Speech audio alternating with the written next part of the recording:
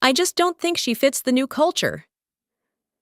That sentence ended 18 years of my life, erased in 6 seconds by a girl who'd barely been there 6 weeks. Her name was Vanessa, 28, MBA, and daughter of our CEO. Martin Graves. She liked standing desks, green juice, and having power without understanding the weight of it. And clearly, she didn't like me. Not because I did anything wrong, but because I reminded her of something she couldn't control, respect that isn't handed down, but earned the hard way. They thought I'd disappear quietly. What they didn't know was who really kept their biggest client around. The meeting didn't seem important at first. It was just a routine client deck review. Vanessa was presenting her revisions for a pitch I'd helped shape for years. One of the slides misidentified the client's headquarters. An easy mistake. Geneva versus Zurich. I leaned over and gently corrected it. She smiled in response. Polite, controlled. Then, just as she turned back to the screen, I caught it. An eye roll, quick, dismissive, the kind people only do when they think you're beneath them. I paused. Did I imagine it? Was it just stress? Vanessa Graves, the newly appointed brand innovation officer, had been in the building for just over a month, long enough to gain a title, short enough to still need guidance. But guidance, it seemed, was not something she appreciated. I brushed it off, or tried to, back at my desk. I buried myself in onboarding plans and Weller Holdings' performance review. I'd been with Kingswell for 18 years, put out fires, built trust, saved clients others couldn't. I had bigger things to focus on. But at 5:42 p.m., my phone buzzed. It was Lauren, the CEO's executive assistant. Hey, Rachel, sorry to call late. Martin wants a quick word tomorrow morning. 8 sharp, just you and him. Any agenda? Just said something about internal alignment. Should be nothing serious. Cool. That eye roll flashed in my mind again. I stared at the invite on my screen. Private office. No subject. No attendees. I'd been through restructures, leadership swaps, market collapses. But this felt different, and somewhere in my gut, I knew tomorrow wouldn't be just another day at the office. Martin didn't waste time with small talk. Rachel, he began, gesturing to the leather chair across from his desk. We need to talk about collaboration. The word hit harder than I expected. Collaboration? I had spent nearly 2 decades building bridges inside this company. I'd smoothed egos, managed crises, and kept clients calm during our messiest transitions. If there was one thing no one could accuse me of lacking, it was the ability to work with people. Martin leaned forward, elbows on the desk, voice gentle but calculated. There's been some concern, he said, around tone, around energy, especially in cross-functional settings. My stomach tightened. Is this about yesterday's meeting? He nodded slightly. Vanessa brought something to my attention. It's not just the meeting. He clicked his mouse, turned his monitor toward me, and there it was, a screenshot, a Slack thread from last week, a casual conversation where someone had asked for feedback on the new onboarding flow. I'd replied, some of it feels overcomplicated, like it's innovation for innovation's sake. That was it. No names, no accusations, just an honest, internal comment. But now, highlighted, isolated, and stripped of all context. It looked like a veiled attack against her. She felt it was dismissive, Martin said. And public. Public? I echoed, stunned. That was in a private Slack channel for senior operations. We've always given internal feedback that way. Martin nodded slowly, like he heard me, but wasn't really listening. We're changing culture, Rachel, he said. More positive alignment, more mutual reinforcement. You may not fit the direction we're heading. I sat back, unable to speak. No one had asked me for clarification. No one had reached out to understand the comment, just a screenshot, an assumption, and a verdict. Vanessa hadn't confronted me. She hadn't replied to the message. She'd gone straight to her father and painted me as the problem. And Martin, he'd believed her, or maybe he didn't care. Maybe it was just easier this way. I felt heat rush to my face, not from anger, but disbelief. I had spent years coaching junior staff on communication. Even ran 2 of Vanessa's training sessions when she first joined. Now I was being cast as the barrier to progress. I didn't argue. There was nothing I could say that hadn't already been dismissed. When I stood to leave, Martin offered a half-hearted smile. "We appreciate all you've done, Rachel." But appreciation, I was learning, was just another word for, "You're no longer useful." And the door closed quietly behind me. The email subject line read, "Team Gathering, Celebrating Rachel's 18 years." It was scheduled for 10:30 a.m. In the pantry, I almost didn't go, after the meeting with Martin the day before. I knew something had shifted, but skipping it would only raise eyebrows. So I showed up, on time, smiling, pretending. The pantry had been hastily decorated. A few gold balloons. A congrats banner reused from someone else's promotion last month. And a half-dozen co-workers milling around awkwardly with paper plates and lukewarm coffee. On the center table sat a single tray of cupcakes, store-bought. No card, no note. 18 years, 1 cupcake. A few people offered hugs. A couple whispered, "You've been amazing, Rachel." 1 or 2 stayed just long enough to snap a photo for the company Slack. No one mentioned the word future. I stood there, smiling for pictures I didn't want to be in, answering the same 5 questions. What's your favorite memory here? What's changed the most? What's the secret to staying that long?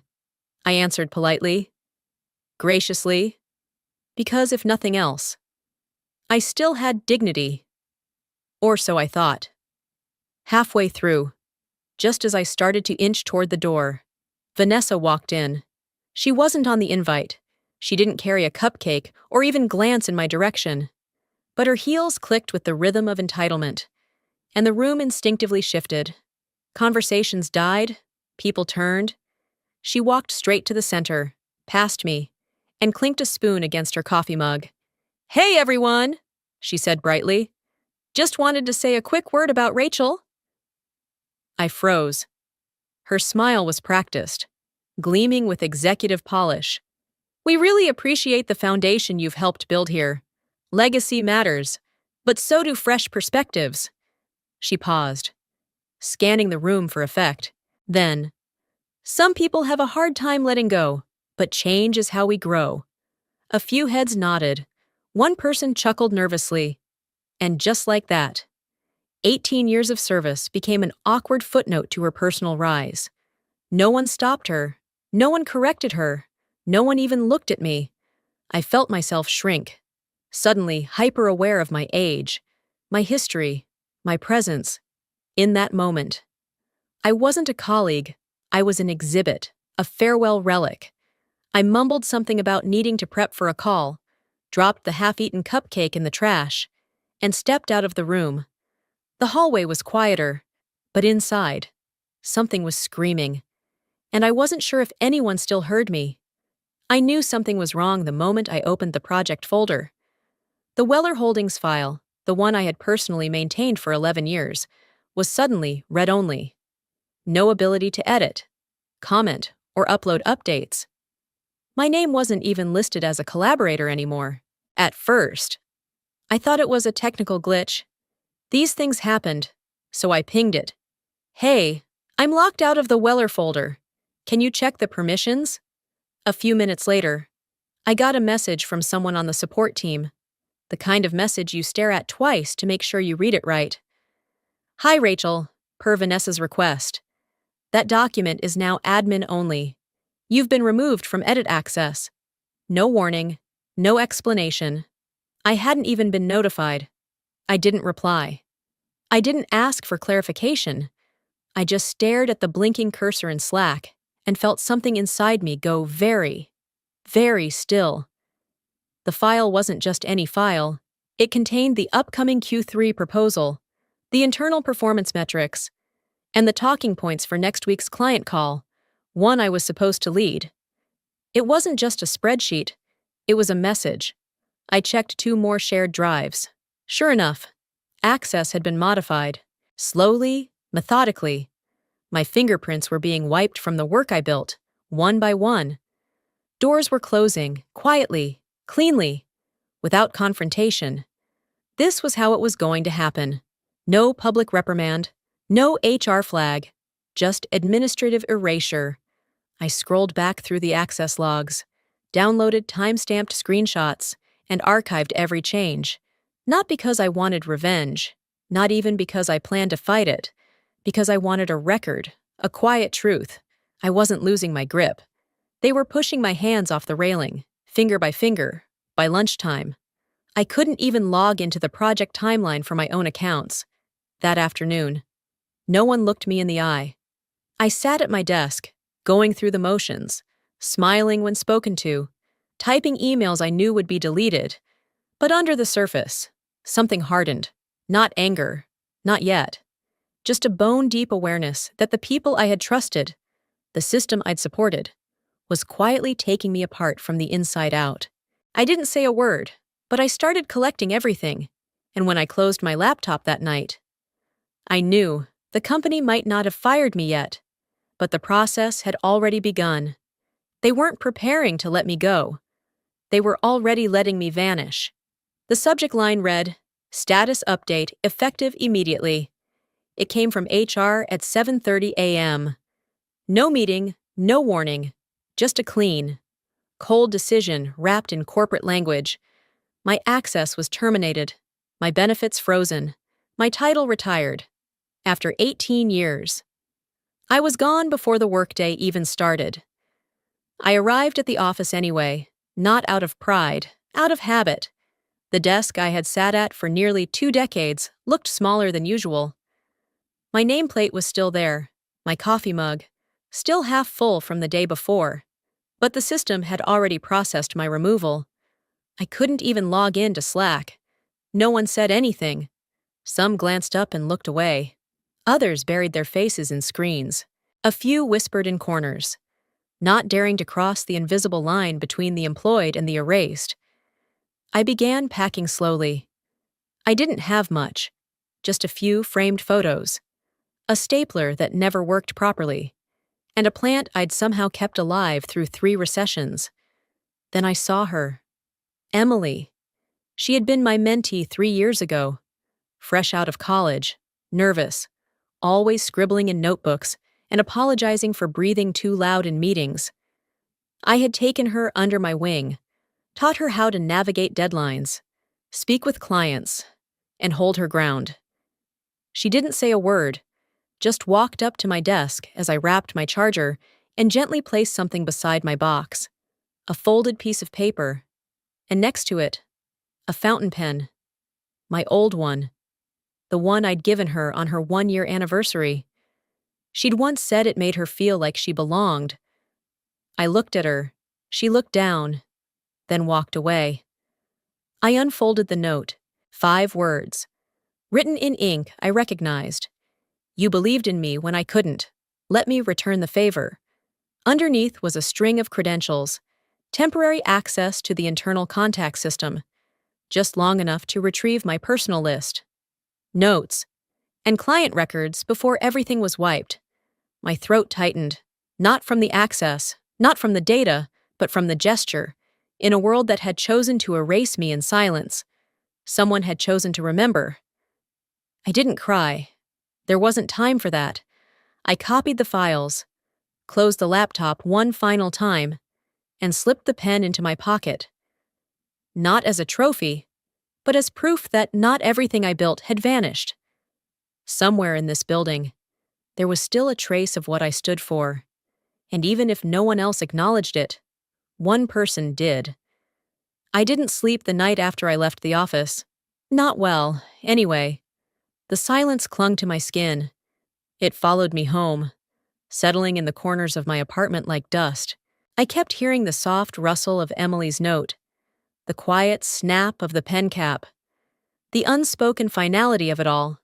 By 4:15 a.m., I gave up pretending. I wrapped my sweater around myself, made tea I didn't drink, and opened my laptop at the kitchen table, the same table where I'd reviewed hundreds of decks and calmed dozens of late-night crises for Kingswell. Now, I sat in front of the same machine, no longer with the title, no longer with a name in the system, except I still had one last thread. The temporary access Emily had given me, bare-bones permissions, barely holding together, still worked. I logged in. The interface greeted me like an old friend that no longer recognized my face.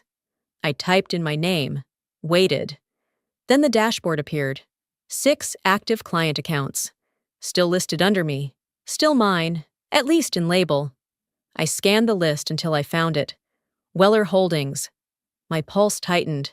I hadn't thought about Tom Weller in days. But now it all came back. The first handshake. The cautious optimism in his voice when he said, "You don't sound like the others," I'd replied. "Maybe that's why I'll get it right." He'd given me a shot. Not the firm, not the brand.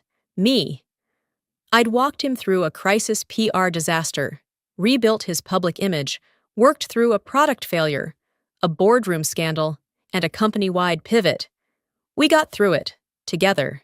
And when it was done, he sent a handwritten note. "This partnership only works because of you." Now, his name sat behind a client ID number, and mine was dangling in an interface that no longer wanted me there. I hovered over the button. "Remove myself," the system asked. "Are you sure you want to remove yourself as account owner?" It wasn't just a file. It wasn't just protocol. It was history, proof that I had mattered, once. My hand trembled. I hadn't cried when Martin dismissed me. Not when Vanessa humiliated me. Not even when I got the "effective immediately" email from HR. But now, sitting in the silence of my kitchen, I felt it rising. Grief has no announcement, no stage lights, no formal goodbyes. Sometimes, it's just a quiet click. I pressed the button. The screen refreshed. My name vanished. And for the first time in years, I cried. Not because they erased me, but because I had meant something real. And for a moment, in the quiet hum of early morning, I let myself remember what that felt like. The mug slipped from my hand and landed in the sink with a dull clink. Water splashed against my wrists, running down to my elbows. I had been standing at the kitchen sink for 10 minutes, scrubbing the same coffee stain that had already faded. I wasn't thinking. I was drifting. It was the morning after I removed my name from the Weller account. My apartment was still dark, save for the muted amber glow of the under-cabinet lights. The clock on the stove read 6:17 a.m., too early to pretend the day had truly begun. That's when my phone buzzed. Unknown number. No caller ID. I stared at the screen for a second longer than I should have. My instinct was to let it go to voicemail. I was tired, drained, not ready for more apologies or automated HR follow-ups, but something made me answer. "Hello?" There was a pause, then a voice I hadn't heard in months. "Rachel, it's Tom." I blinked. "Tom Weller?"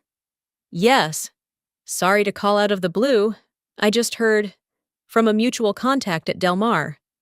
He exhaled audibly. "What the hell happened?" I leaned against the counter, grounding myself. The ceramic of the sink was cold beneath my fingertips. "It's a long story," I said quietly. "But in short, I was told I didn't fit the new culture." Another pause. "Vanessa?" he asked. I didn't answer that. Instead, I said, "Let's just say I was no longer the story they wanted to tell." There was a low chuckle, though it wasn't amused. "And they thought we wouldn't notice?" I closed my eyes. Tom continued, "You've been the only reason we stayed. Rachel, through turnover, reorgs, that PR nightmare last spring, you held us steady. I didn't know what to say. Compliments didn't land the same when your badge had been deactivated. I appreciate that, I said finally. Truly, but I'm no longer with Kingswell. That's why I'm calling. He replied. We're out, effective immediately. I blinked again. You're pulling the account? I already pulled it, he said. We sent the termination letter an hour ago. My team doesn't trust them without you. I reached for a towel and dried my hands slowly, the weight of his words settling in. And Rachel, he added, his tone softening. When you're ready, we'd like to talk. No pressure, but if you decide to go independent, or wherever you land next, we want in. The sink, the water, the cold, it all faded. Something in my chest cracked open, just a little. Not pride, not revenge. Something older than that. Recognition. I'll need some time, I said, voice steadier than I expected. You've got it. We're not going anywhere, he said, then paused. Well, except away from them, when the call ended. I didn't sit down. I didn't cry. I just stood there, hand resting on the edge of the sink, after days of silence. The world had spoken back, not loudly, not in headlines, but in the only voice that mattered. Someone still believed in me. By the time I finished my tea, the news had already started to ripple through the industry. Weller Holdings had officially pulled out of Kingswell. The termination notice went viral in private Slack groups, client-side circles, and quiet back channels. And it wasn't just about losing a client. It was about who they lost them for. 30% of Kingswell's annual revenue vanished in a single morning. It wasn't just a drop. It was a crater. The kind you didn't climb out of without months of recovery and internal blame games. I didn't need to see it to know what was happening inside that building. I could feel it. The frantic 7 a.m. meetings, the executive finger-pointing, HR, trying to track how access had been lost, Vanessa sitting in the conference room, being reassured by Martin that these things happen. They didn't. Not like this. I checked my email. Nothing from Kingswell. No damage control outreach. No apology. No explanation. Silence. And I preferred it that way. I opened a different inbox, my personal one, the one I hadn't used for work in over a decade. It had collected dust for years, filled with digital receipts and occasional travel itineraries. But today, it had new life. 2 emails stood out. The first was from Ethan Monroe, VP of Strategy at Rowan & Beck, a client I'd once helped through a complex acquisition. He had always been courteous but guarded. We hadn't spoken directly in months. Subject: quick check-in. Message: Hey Rachel, just saw the news.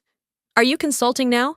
We've got some shifts happening internally, and honestly, without your oversight, things at Kingswell have felt unsteady. Can we hop on a call? I stared at the message for a moment, then clicked reply later. The second message came 5 minutes later. Celeste Chambers from Laron Media. She didn't even bother with a subject line. Body: Please tell me you're available. I've got approval for outside strategic support. I want you, not them. I sat back. The silence that had once filled my apartment felt different now. No longer suffocating, strategic. A quiet field of options opening like a chessboard. I didn't respond right away, instead. I pulled out a notebook and started writing, not notes, names. I wrote down every person I trusted, every client who ever said, I come to you because you listen. Every manager, assistant, or intern who had once said, I wish more people here worked like you. Then, I opened my calendar. 3 available time slots, no labels, no logos, just me. I replied to Ethan's email with a Zoom link, then Celeste's. No press release, no fanfare, no declarations of revenge, just quiet action in the vacuum Kingswell had created. I was no longer a former employee. I was a new center of gravity, and the difference was This time, I decided who stayed in orbit. The first client meeting was set for Thursday morning. I didn't need to prove anything. I just needed to show up. And this time, I'd be doing it on my own terms. 3 days passed before I made the decision. Not out of emotion. That part had already burned off. I wasn't hurt anymore. I was observant. And what I saw was a company still trying to erase me without ever saying my name. After Weller Holdings walked, the internal chaos at Kingswell intensified. I didn't need insider information to picture it. Departments thrown into emergency meetings, PR scrambling to craft a message, and Martin walking the halls with silent fury. Vanessa, no doubt, was still there, still smiling, still protected. But protection has limits. I didn't want money. I didn't want revenge. I wanted a boundary, a line that said, this far, and no further. So I called a lawyer. Her name was Samantha Cho, sharp, understated, quiet in tone, but lethal in print. She reviewed my termination, the Slack screenshots, the changed permissions, and everything Emily's gesture had helped me recover. Then she asked, "Do you want to sue?" I shook my head. No, I just want them to know I'm not afraid of them, and I want the record corrected. Samantha raised an eyebrow, but didn't argue. Then we'll do this properly. The letter was drafted within 24 hours. It wasn't a lawsuit. It was more elegant than that. The subject line read, "Formal Notice of Factual Correction. Rachel Lynn. Former employee." The body was brief and surgical. It outlined how my personnel record had been altered without clarification, how false implications had been introduced via internal Slack messages taken out of context, and how, despite my quiet departure, Kingswell's actions had exposed them to potential reputational risk. But that wasn't the part that mattered. The final line was mine. I'd asked Samantha to leave it untouched. "I trust you'll treat my silence as a gift." She read it aloud when we reviewed the draft. "Cold," she noted, "but effective." "That's the point," I said. We sent it on a Thursday afternoon, 2:15 p.m., to Martin Graves, CCing HR and Kingswell's legal department. No fanfare, no press release, just a quiet warning wrapped in corporate politeness. I didn't expect a reply, but I got one. Less than 24 hours later. A curt one-paragraph response from someone in legal. "We acknowledge receipt and will update our internal records accordingly. No further action required." That was it. But then something happened that wasn't in writing. An old contact from inside the client services team, Anna, someone I had mentored during her first year, texted me discreetly the next morning. "Anna, just between us, Vanessa's access to CRM was pulled today. Not fired, but restricted. Hard." Me. "Interesting." Anna. She looked like she'd swallowed glass. I didn't gloat. I didn't celebrate. I just put the phone down and looked out the window. The city moved below me like it always had. No applause, no headlines, no grand reckoning. But I had my moment. Not one built on vengeance, one built on control. Me choosing not to explode, not to react, but to draw the line in ink and walk away with certainty.